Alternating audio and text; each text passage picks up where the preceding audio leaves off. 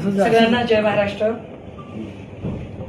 या शिवसेना युबीटीच्या वतीने आयोजित आजच्या पत्रकार परिषदेमध्ये आपल्या सगळ्यांचं स्वागत। माझ्या समवेत आहेत पिंपरी चिंचवडचे शहर प्रमुख श्रीयुत चेतनजी पवार आणि सर्व मान्यवर पदाधिकारी।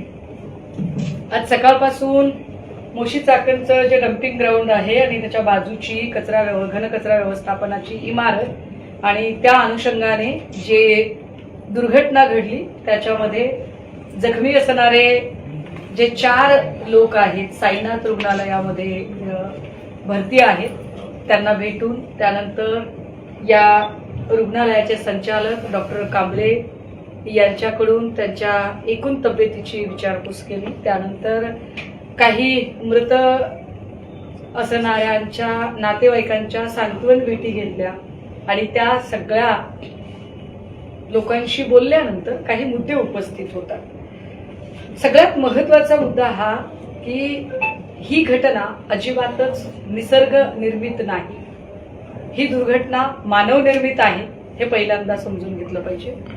दुसरी महत्त्वाची नोंद अशी की या संपूर्ण प्रकरणात खरं तर आतापर्यंत पालिका आयुक्तांनी अधिकृतरित्या पत्रकार परिषद घेऊन किंवा एखादं निवेदन सादर करून एखादं त्यांचं जे म्हणणं आहे त्याचं पत्रक प्रसिद्ध करून ही माहिती लोकांना देणं अपेक्षित होतं की घटनास्थळी एकूण किती लोक होते, किती लोक सुखरूप बाहेर पडले, किती लोक जखमी आहेत आणि किती लोक मृत्युमुखी पडले आणि या इमारतीचं नेमकं स्टेटस काय, ही सगळी माहिती पालिका आयुक्तांनी देणं अपेक्षित होतं।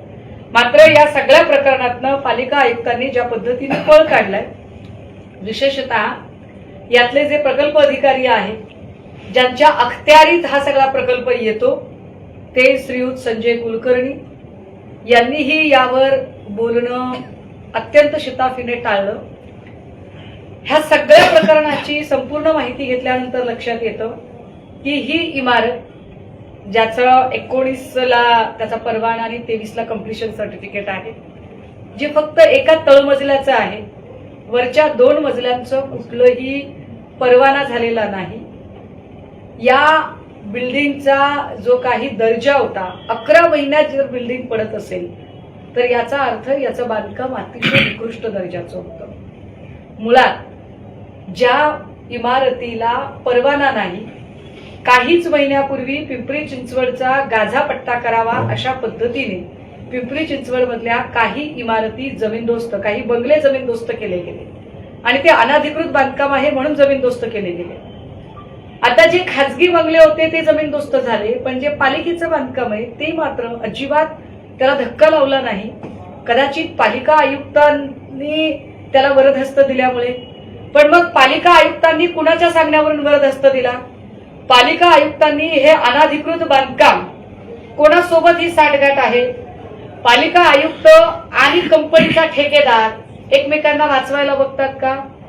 ही कंपनी अँटोनी लारा रिव्हनेबल कंपनी जी आहे, या कंपनीचं जे काम एकूण व्यवस्थापनाचं होतं आणि यातनं काही बाय प्रोडक्ट्स निर्मिती, हे कुठल्या प्रकारचे बाय प्रोडक्ट केले जात होते याची यादी अजूनही त्या कंपनीने स्पष्ट केली नाही।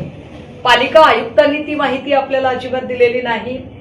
विशेष की या प्रकल्पामध्ये जो घनकचरा एकत्रित होत होता आणि त्या कचऱ्याचं जे वेस्ट केलं जात होतं किंवा त्याचं डिस्पोजल होत होतं, त्या डिस्पोजलची जी चिमणी आहे ती चिमणी नेमकी 5 जूनला पडली।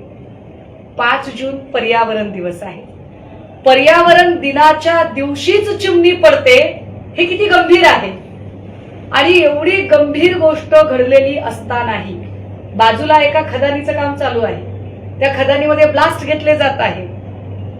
शक्यता नाकारता येत नाही की या ब्लास्टमुळे जो कचऱ्याचा ढीग आहे त्याला तडा गेला आणि मग काही भाग कोसळला, ही शक्यता नाकारता येत नाही। पण असा जर ढीग कोसळला तर फार मोठी दुर्घटना घडू शकते। तेव्हा एवढा मोठा म्हणजे जो साधारणतः 180-185 फूटचा जो ढीग आहे, जो उंची त्याची गेलेली आहे आणि तो कोसळला तर फार मोठी दुर्घटना घडू शकते। अशा वेळी काळजी घ्यायची म्हणून साधारण त्या डम्पिंग ग्राउंडच्या बाजूला एक मोठी संरक्षक भिंत बांधणं गरजेचं, पण अशी संरक्षक भिंतच बांधली गेली नाही, हे गंभीर आहे. आणि यावर पालिका आयुक्तांनी बोललं पाहिजे, पण पालिका आयुक्त त्याच्यावर बोलत नाही. या ढिगामुळे जिथे की अनेक प्रकारचे गॅसेस आहेत, ते सगळे जर एकत्रित आले तर मिथेन सारखा विषारी गॅस तयार होतो.